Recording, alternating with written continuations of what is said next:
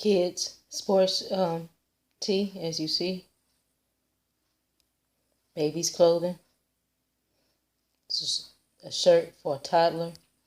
I even have bodysuits for babies. And then going back, I have the category for also women. Tank tops. I also have polo shirts. I also have long sleeve shirts, as well as hoodies for women as well, and also for men. They have the same thing. Men tank tops, men t-shirts, got V-neck shirts,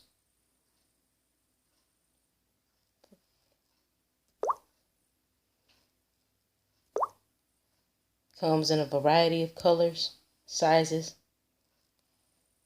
So, check me out if you would like to have some fashion that honors your ancestors and shows the world that you know exactly who you are and proud of it. Now, let's get into the video. That they talk about Bunch, the last name Bunch being connected to African slaves, but when you do more research on it, you come to find out that that last name is associated with Indians in the state of Virginia. Now, it says here, Obama has ties to slavery, not by his father, but his mother. And then, as you see here, this man's name is Mark Bunch. It says Bunch Family Record, 1997. And a lot of the bunches in Virginia had mixed in with Europeans. And they became fair skinned, a lot of them. But anyways, it says Mark Bunch, who directs his family online lineage project, said of President Obama, "I'm his fifth cousin twice removed." It says Washington, President Obama's biography, son of a black father from Kenya and a white mother from Kansas, has long suggested that unlike most African Americans, his roots did not include slavery. Now, a team of genealogists is upending that thinking, saying that Mr. Obama's mother had, in addition to her European ancestors, at least one African forebear.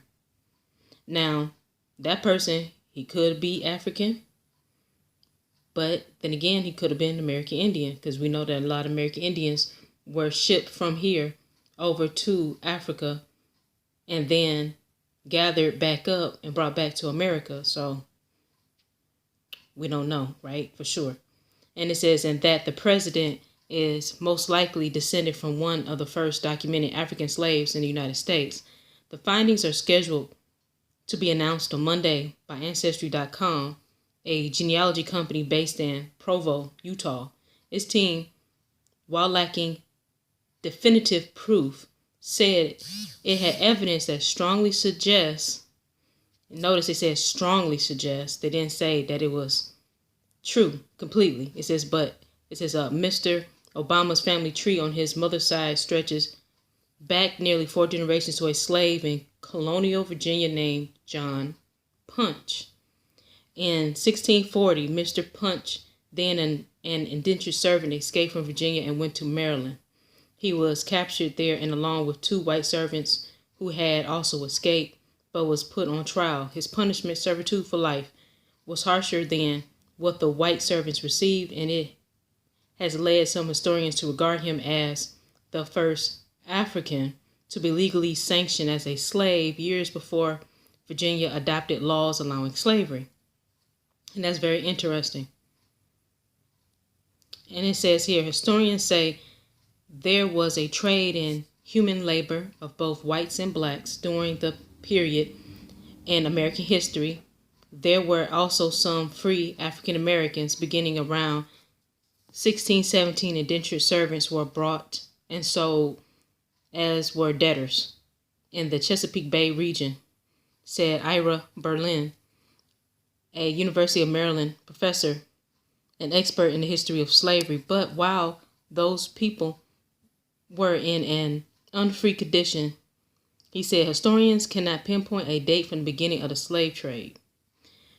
What makes the John Punch case interesting is here is a guy who is definitely a slave, said Professor Berlin, who did not participate in the examination of the president's ancestors. The Ancestry.com team used DNA analysis to make the connection, and we know that's not reliable because they can't use DNA. They already said they can't use DNA in order to tell you what continent your ancestors came from. So anyways, and it says, and it also combed through marriage and property records to trace Mr. Obama's maternal ancestry to the time and place where Mr. Punch lived. The company said records suggested that Mr. Punch fathered children with a white woman who passed her free status on to her children, giving rise to a family of slightly different name, the Bunches. Okay, so we're going to stop right there.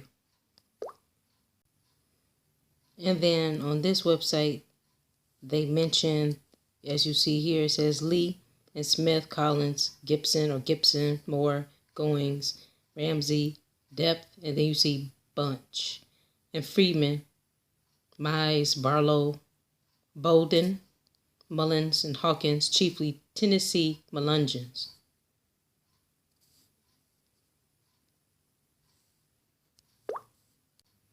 Okay, so it says Martha A. Bunch.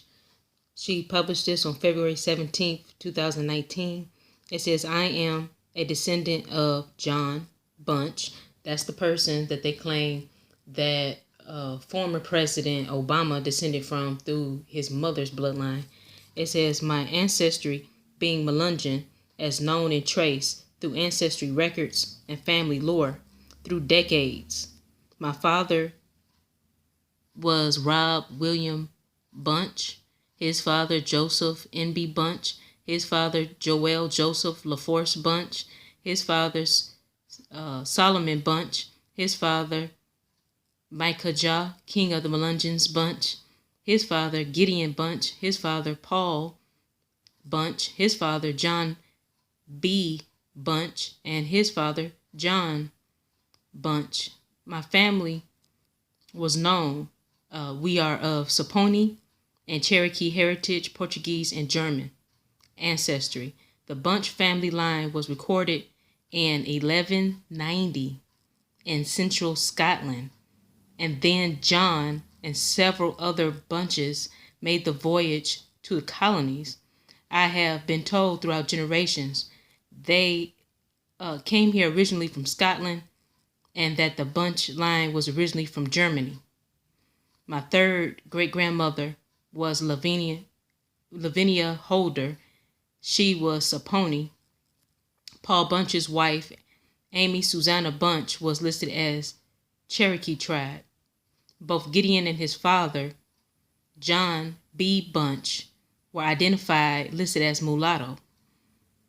When John shows up in, it looked like they were saying South Carolina, he was 6 to 8 dark-skinned people with him.